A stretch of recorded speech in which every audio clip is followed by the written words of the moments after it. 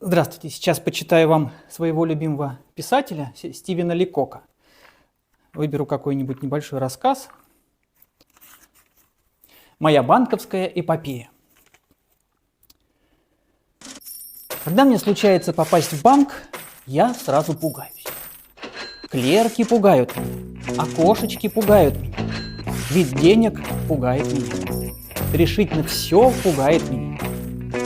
В ту самую минуту, как я переступаю порог банка и собираюсь проделать там какую-нибудь финансовую операцию, я превращаюсь в круглого идиота.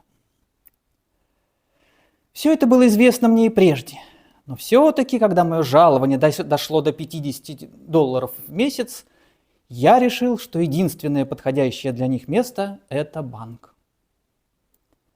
Итак, еле передвигая ноги от волнения, я вошел в зал для операций и начал робко озираться по сторонам.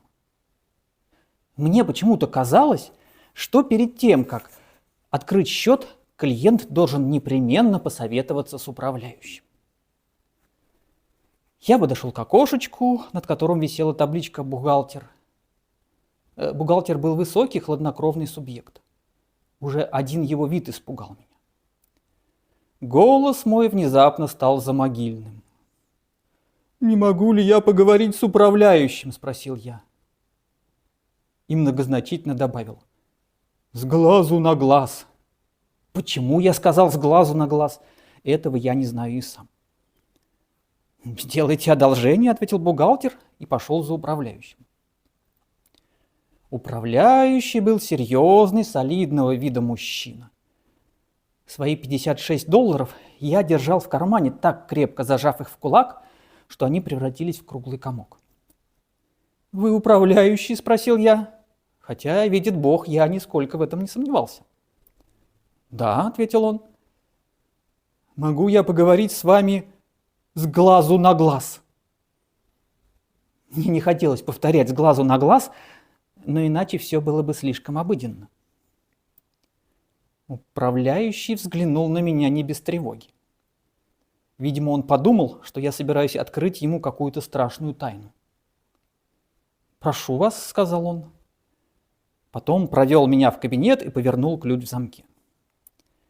«Здесь нам никто не помешает. Присядьте».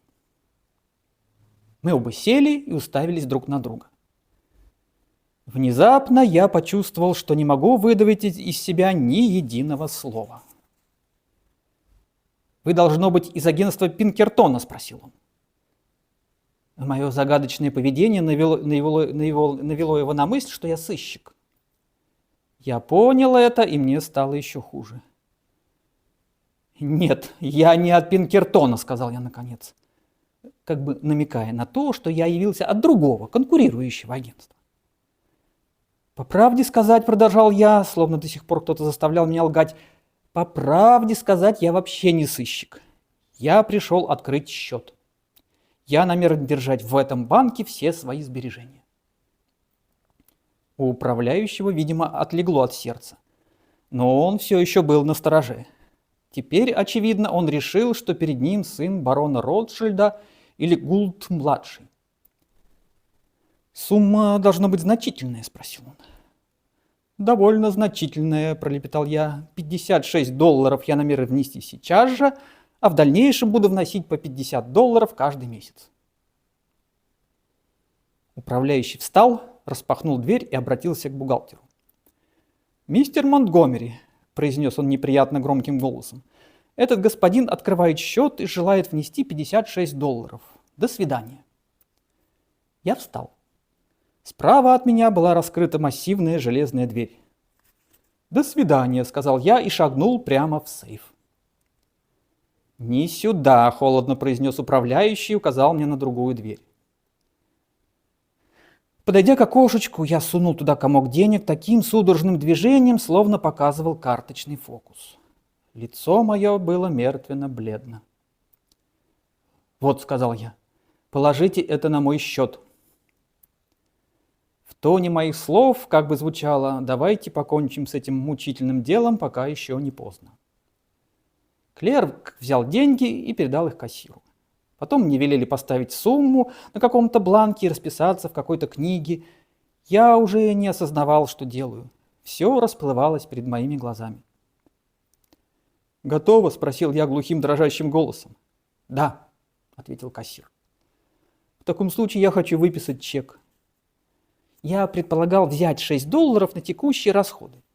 Один из клерков протянул мне через окошечко чековую книжку, а другой начал объяснять, как заполнять чек. У всех служащих банка, очевидно, создалось впечатление, будто я какой-нибудь слабоумный миллионер. Я что-то написал на чеке и подал его кассиру. Тот взглянул на чек. «Как?» – с удивлением спросил он. «Вы забираете все?»